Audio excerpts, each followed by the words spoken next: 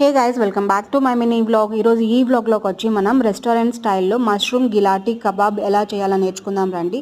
So రెగ్యులర్గా కాకుండా మష్రూమ్ని ఒక్కసారి ఇలా ట్రై చేసి చూడండి, మీకు తప్పకుండా నచ్చుతుంది అండ్ చిన్నపిల్లలకు కూడా నచ్చుతుంది అనమాట.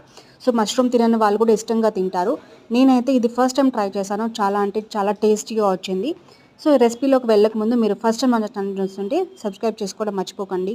సో ఫస్ట్ వచ్చేసి స్టవ్ మీద ప్యాన్ పెట్టుకొని కొద్దిగా ఆయిల్ వేసుకొని స్లైసెస్గా కట్ చేసిన ఆనియన్స్ వేసి ఫ్రై చేసుకోవాలి. ఇంకా ఆలోపు 2 to 3 టైమ్స్ బాగా కడిగిన మష్రూమ్స్ని తీసుకొని బాగా మరుగుతున్న వేడి నీళ్ళలో వేసి 3 to 4 మినిట్స్ ఉడకబెట్టాలన్నమాట. దాంట్లో కొద్దిగా సాల్ట్ కూడా వేసుకోవాలి. సో ఇవి బాయిల్ అయిన తర్వాత పక్కన తీసి పెట్టుకోవాలి. సో మనం ఇప్పుడు ఫ్రై చేస్తున్నాం కదా ఆనియన్స్, ఇవి బాగా ఫ్రై అయ్యే కొందికి దీంట్లోనే కొద్దిగా క్యాష్యూ వేసుకొని ఇంకా బాగా ఫ్రై చేయాలన్నమాట. సో ఇలా బాగా ఫ్రై అయిన తర్వాత ఆనియన్స్ అండ్ క్యాష్యూస్ని కూడా తీసి పక్కన పెట్టుకోవాలి. సో మష్రూమ్స్ కూడా మనం తీసి పక్కన పెట్టుకున్నాం కదా, అవి కూడా చల్లారిన తర్వాత రెండు సపరేట్గా పేస్ట్ చేసుకోవాలన్నమాట. సో ఇప్పుడు అదే ప్యాన్ పైన కొద్దిగా గీ యాడ్ చేసి ఫస్ట్ మనం ఆనియన్ పేస్ట్ వేసి బాగా ఫ్రై చేస్తున్నాం. మళ్ళీ దీంట్లోకి మనం మష్రూమ్ పేస్ట్ని కూడా వేసి బాగా ఫ్రై చేయాలి.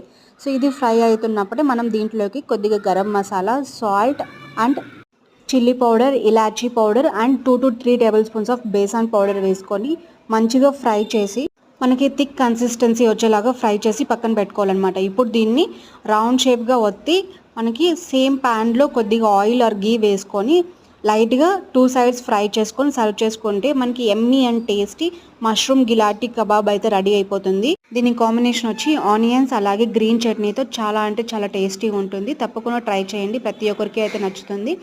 నచ్చినట్లయితే మన ఛానల్ని